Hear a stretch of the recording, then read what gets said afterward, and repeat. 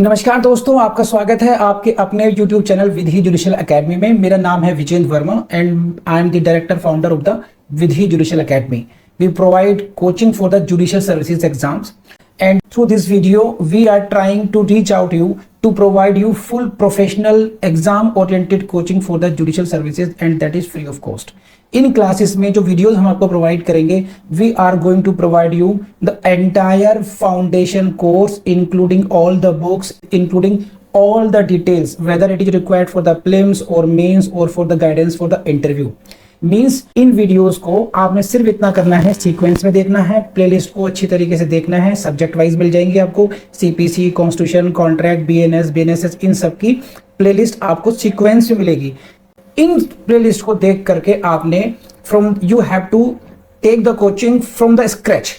First video से लेके last video तक आपने करना है। उन्हीं वीडियोस में आपको गाइड किया गया है कि किस तरीके से आप किसी को कोई सा particular provision, section, sub section उसको प्रीलिम्स के लिए पढ़ना है क्या, मेंस के लिए पढ़ना है क्या, और उसके किस तरीके से नोट्स करने चाहिए, कैसे आपको रिवीजन करना चाहिए। इन्हीं वीडियोस में डिटेल में गाइडेंस आपको मिलेगी।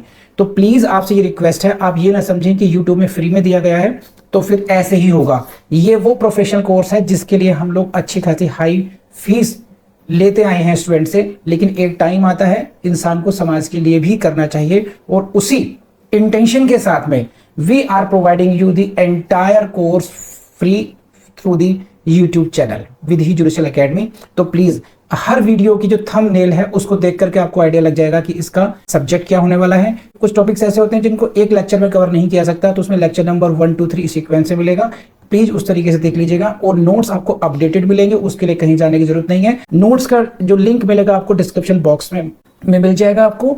And thank you very much, wish you all the best. So let's start with the attachment before the judgment, and this is the question for your prelims. यहीं से question आएगा prelims के कि attachment before judgment का provision कहाँ दिया गया है। This is the order 38 rules 5 to 13। First question for your prelims will come from this slide itself. तो please highlight. I have given you notes. You have notes. उनको highlight कर लीजिए, वहाँ पे लिखिए P for prelims। यहीं से question आएगा आपके सामने। ये देखिए कर क्या रहे हैं हम लोग। जब ड्यूरिंग ट्रायल, जब सूट इंस्टीट्यूट हो गया, समझने की बात है, suit has been instituted by presentation of the plaint. Plaint दाखिल होने के बाद सूट का इंस्टीट्यूशन हो गया है ना। तो there may be so many orders which may be pass by the court. कई ऑर्डर कोर्ट को करने पड़ सकते हैं which are interim in nature, and that is the purpose is what, to facilitate the realisation of justice. जिस काम के लिए, जिस ड्यूटी के लिए कोर्ट का गठन हुआ है उसको फैसिलिटेट करने के लिए जहां जहां जरूरत पड़ेगी।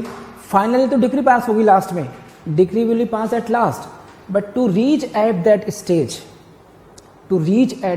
द कोर्ट में need to pass so many interim orders, and this is one of the interim order regarding the attachment before judgment under order 38 rule 5 to 13.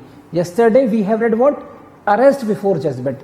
That was also an interim order, and there may be other interim orders like what, temporary injunction.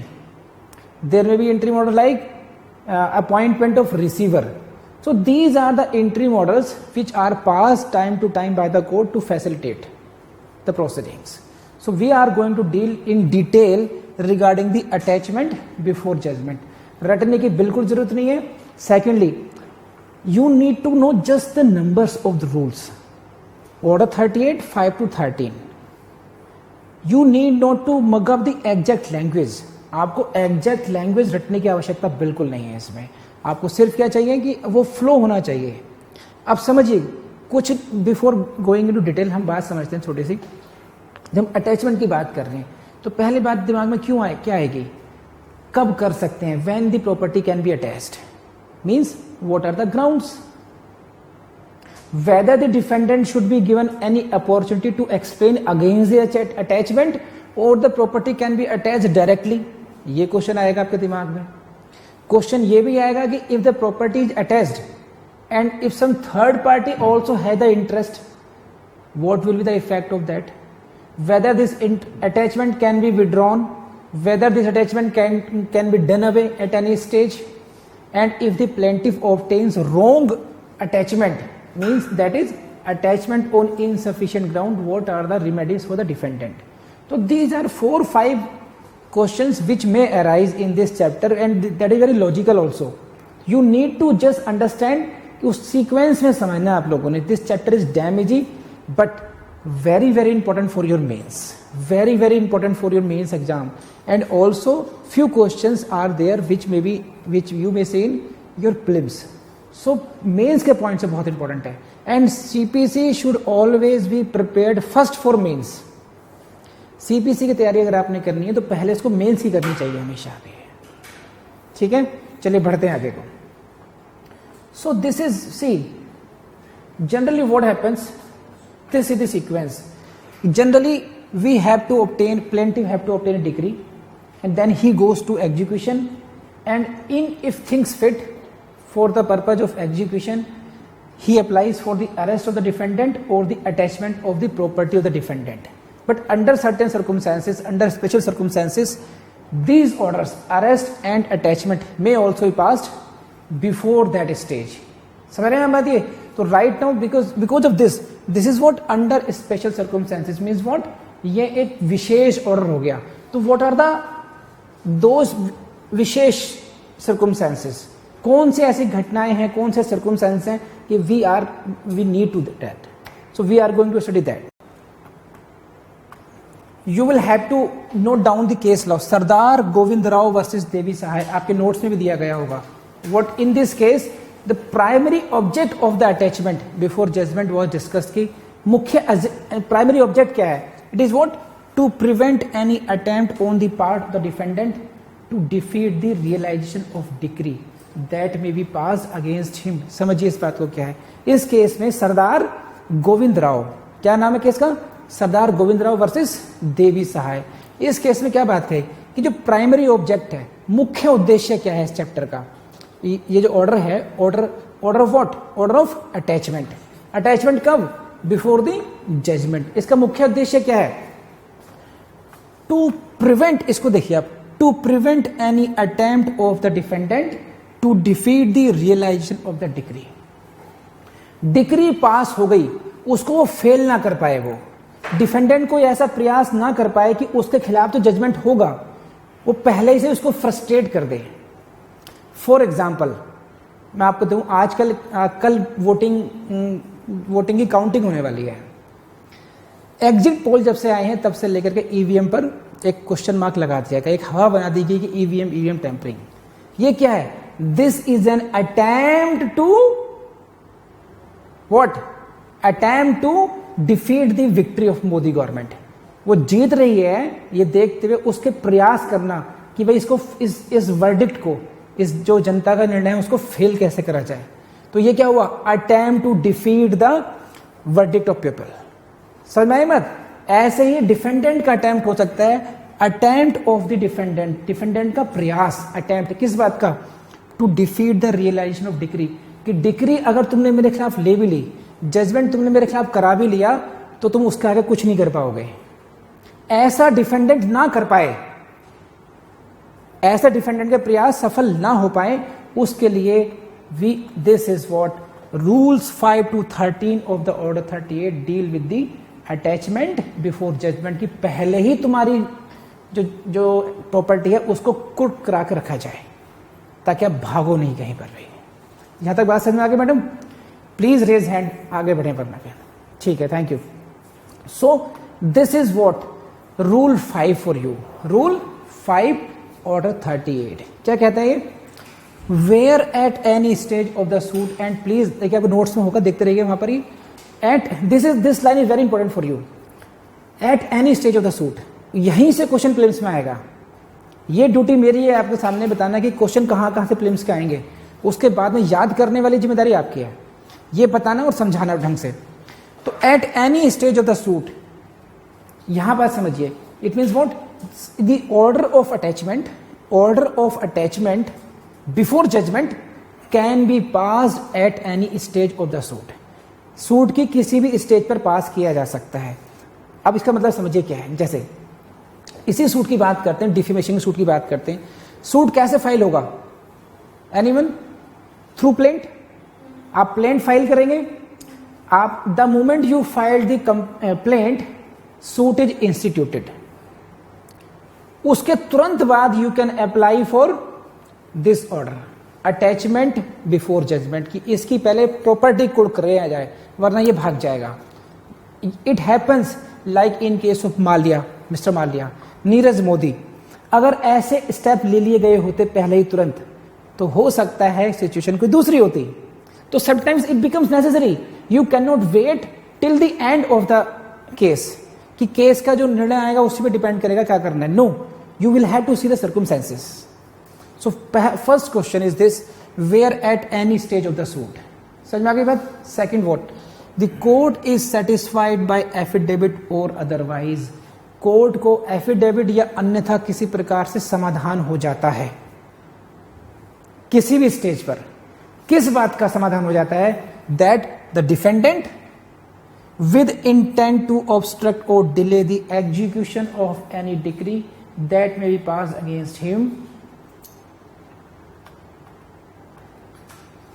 is about to dispose of the whole or any part of his property, or is about to remove the whole or any part of his property from the local limits of the jurisdiction of the court। ये हुई आपकी direct language, मैंने पढ़ दी आपके लिए। अब मैं समझा देता हूं, इसको समझने के लिए आप इसको देखिए। This slide will clear all the picture to you. Court is satisfied, court संतुष्ट है किस बात से? What that intent of the defendant is what? Defendant की intention क्या है? To obstruct or delay the execution of any decree that may be passed against him, जो उसके विरुद्ध डिक्री पास हो सकती है उसको रोकना, obstruct करना या उसको लेट करना, डिले करना।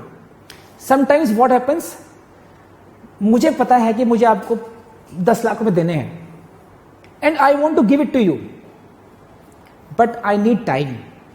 आपने देखा होगा, बस कुछ समय मिल जाए, वकील साहब 2-3 साल निकलवा दीजिए, मैं इसके पैसे वापस कर दूंगा। आपका काम सिर्फ इतना है, I know I can not win this case, मुझे पता है मैं केस जीत नहीं सकता।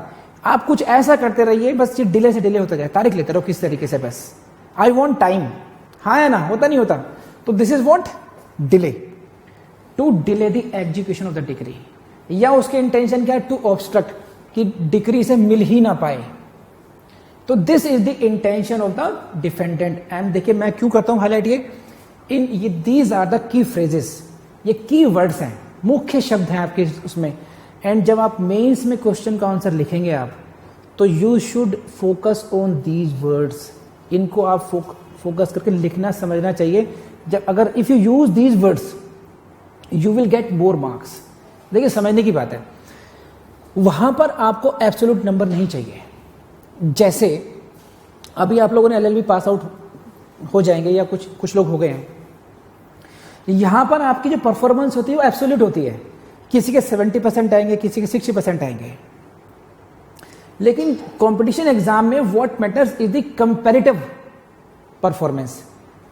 मेरे आपसे कितने अच्छे मार्क्स ज्यादा हैं, मेरी शर्ट आपसे वाइट है या नहीं, बस दोनों के वाइट है, इससे फर्क नहीं पड़ता मेरी ज्यादा वाइट है या नहीं है।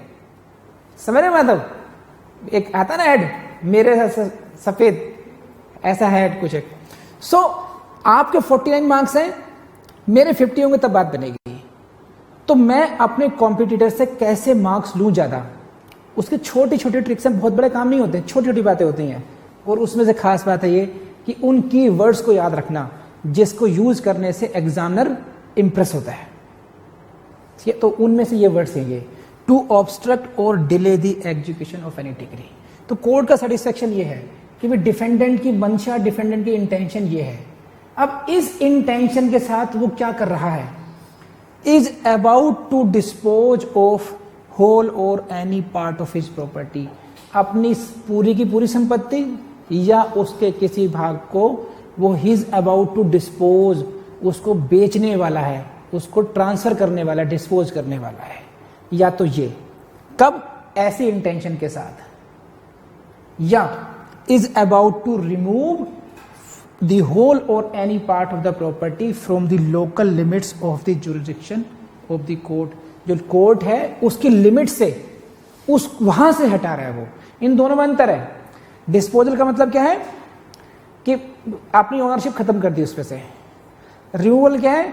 मुखर्जी नगर से ट्रांसफर करके गाजियाबाद में ले रहा हूं मैं, रिमूवल हो गया यहां से, समझे आप? तो this is either he is about to dispose or he is about to remove the property. समझ में आई बात? नहीं बताई अभी। अगर यहां तक बात समझ में आ गई प्लीज रेज हैंड। समझ में आई भाई? है ना? तो ये सेटिस्फेक्शन अगर हो गया देन कोर्ट क्या करेगी? Court may direct the defendant within a time to fix by it. एक निश्चित समय सीमा में कोर्ट डायरेक्ट करेगी डिफेंडेंट को, क्या करेगी? ईदर टू फर्निश सिक्योरिटी, कि भाई सिक्योरिटी दो, आपको सिक्योरिटी देनी पड़ेगी because this court is satisfied you are about to dispose your property. आप अपनी प्रॉपर्टी के डिस्पोजल में लगे हो, यहां केस चल रहा है, तुम अपनी प्रॉपर्टी डिस्पोज कर रहे हो या तुम प्रॉपर्टी यहां से हटा रहे हो। ठीक है, आ जाओ सिक्योरिटी फर्निश करो। सही है? Of such sum as may be specified in the order, कि जितने रुपए की सिक्योरिटी देनी है उस ऑर्डर में लिख दिया जाएगा, 5 लाख 10 लाख जो उचित समझे कोर्ट। सही है? To produce security for what? To produce and place at the disposal of the court when required the said property or the value of the same. जिस प्रॉपर्टी को डिस्पोज कर रहे थे उस प्रॉपर्टी को आप डिस्पोज ना कर पाए, उसको रोकने के लिए क्या करना पड़ेगा?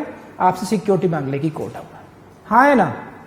समझ में आई बात? या तो सिक्योरिटी मांगी जाएगी, डायरेक्ट सिक्योरिटी जमा कीजिए, या और to appear and show cause why he should not furnish security. उसको बताया जाएगा भाई explain to us, satisfy us, बताइए क्यों ना आपसे सिक्योरिटी ले ली जाए। तो दोनों अंतर समझ रहे हैं आप लोग? एक तो है, एक ऑर्डर डायरेक्ट ये हो सकता है कि कुछ नहीं सुनना, यू पुट द सिक्योरिटी लाओ। लेकिन सेकंड क्या हो सकता है? उससे एक्सप्लेनेशन भी मांगा जा सकता है। टू अपीयर, प्रस्तुत होइए, एंड शो कॉज, कारण दर्शाइए, why he should not furnish security, क्यों ना तुमसे सिक्योरिटी ले ली जाए, क्यों तुम्हें सिक्योरिटी नहीं देनी चाहिए। तो वाकई एक्सप्लेन कर सकता है, जनाब मैंने प्रॉपर्टी बेच थोड़ी रहा था, मैं तो ऐसे ही पता कर रहा था कि आजकल क्या भाव चल रहा है, इसका रेट क्या चल रहा है, या मेरे 10 मकान है उसमें तो एक ही तो बेच रहा हूं, बेटी की शादी है, बेटे की शादी है, जैसे व्हाटएवर बहुत सारी नीड हो सकती है। तो एक्सप्लेन करने की मौका मिल सकता है उनको। हाँ या ना? बोलो। तो और टू अपीयर, देखिए वर्बेटम समझा रहा हूं आपको, एक एक शब्द समझा रहा हूं, उसके बाद में वो नोट्स दे दिए आपको। इन नोट्स से बाहर जा करके कुछ भी करने की आपको आवश्यकता बिल्कुल नहीं, आई गिव यू गारंटी। इतना कर लेंगे आप, इनको पढ़ लीजिए, समझा दिया मैंने, उसके बाद में आपका एग्जाम नहीं रुकेगा। मैं ये दावा नहीं कर रहा कि आप बहुत बड़े विद्वान हो जाएंगे सीपीसी के, वो मेरी मंशा भी नहीं है, this is not my objective. मेरा पर्पज ये है एग्जाम कैसे क्वालिफाई होगा, समझे नहीं? जुडिशरी का जो कंपटीशन है वो कैसे क्वालिफाई होंगे, उसी की पढ़ाई है यहाँ पर। ये तो ये दो ऑर्डर कर सकती है, या तो कहेगी to appear and show cause why you should not furnish the security, और डायरेक्ट कहेगी क्या? Either to furnish security, security दो। सही है? This is the order. कौन सा रूल है ये? रूल 5 हो जाएगा नाउ। सो दिस इज, इसको इसी बात को थोड़ा इस स्लाइड में देख लेते हैं। पहला क्या हो गया? आइदर टू फर्निश सिक्योरिटी, सही है भाई, या to appear and show cause ये। और इन दोनों में से कोई फेलियर होगा तो क्या करेंगे? प्रॉपर्टी हम उसकी अटैच कर देंगे। ये होने वाला है बस। Rule 6(1), where the defendant fails to show cause why he should not furnish security. वो डिफेंडेंट नहीं कर पाता शो, कोर्ट को सेटिस्फाई नहीं कर पाता कि why security should not be given, or fails to furnish the security required, या सिक्योरिटी नहीं देता है। बात समझ रहे हैं आप? तो ये बहुत सिंपल सी बात है।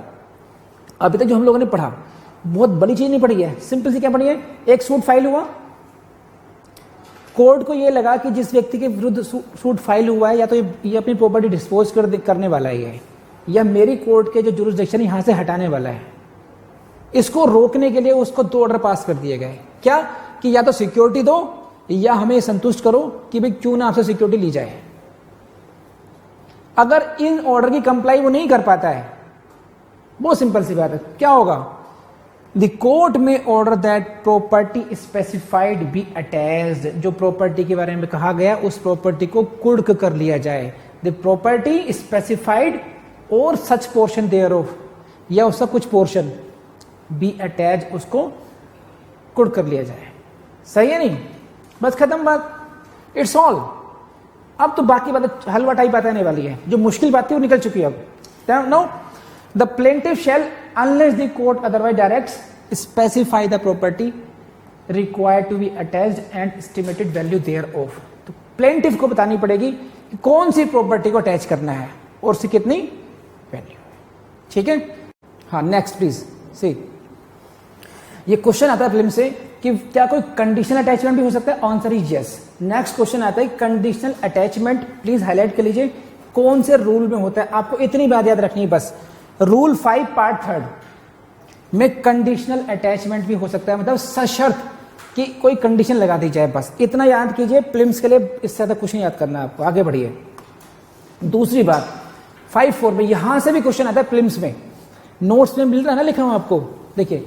If an order of attachment is made without complying the provisions of rule 1 such attachment shall be void. देखिए समझिए क्या कह रहा हूं मैं, कि सीधा अटैचमेंट कर डाला, समझिए आप। कोर्ट को पता चला अच्छा ये प्रॉपर्टी डिस्पोज कर रहा है, पहला काम क्या करो, प्रॉपर्टी अटैच कर लो।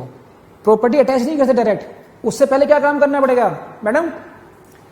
या तो वो सिक्योरिटी देने के लिए कहा जाएगा उससे, या वो शो कॉज करेगा। You can not attach directly the property. अगर डायरेक्टली अटैच करेंगे तो कॉन्सिक्वेंस क्या होगा? Attachment shall be void and this is the question of A prelims. Please right P for prelims. अपने नोट्स को देखो, उसमें लाइन ढूंढो, उसका आगे लिखो पी फॉर प्रिलिम्स। समझे आप? हम लोगों ने अभी तक यही देखा, मैं रिवाइज कर रहा हूं थोड़ा आपके लिए। This is the general procedure. Plaint file करते हैं, then WS is filed by the opposite party, then trial begins, decrees pass, execution proceedings होती हैं और फिर अटैचमेंट होता है। In this case what we are doing, plaint direct attachment simply. कब होगा? when the court is satisfied that with intent to obstruct or delay the decree defendant is about to dispose or remove his property। खत्म बात। when he has been, the court has passed the order that you furnish security or you show cause the work, he fails, then the order of attachment। conditional order हो सकता है। अगर rule 5(1) की compliance नहीं करेंगे तो order क्या हो जाएगा? void हो जाएगा। 3-4 पॉइंट है, ज्यादा कुछ है ही नहीं इसमें। नाउ जो अटैचमेंट का है, ये जो एग्जीक्यूशन का है, एग्जीक्यूशन से संबंधित ऑर्डर है आपका 21। सही है? तो जब हम अटैचमेंट करेंगे, the provisions of order 21 will also apply to the attachment before judgment. तो जो अटैचमेंट से संबंधित जितने भी नियम हैं ऑर्डर 21 के, वो इस प्रकार के अटैचमेंट पर लागू हो जाएंगे। जैसे कौन कौन सी प्रॉपर्टीज अटैच होनी चाहिए, कौन कौन सी प्रॉपर्टी अटैच फिर भी नहीं हो सकती। एक बार टाइमिंग्स क्या होंगे, किस तरीके से जो पूरा प्रोसेस फॉलो करा जाएगा अटैचमेंट का, वो कहां पर दिया गया है? ऑर्डर 21 में दिया गया है, तो उसको फॉलो करना पड़ेगा आपको। तो this is all about one part of this chapter. Next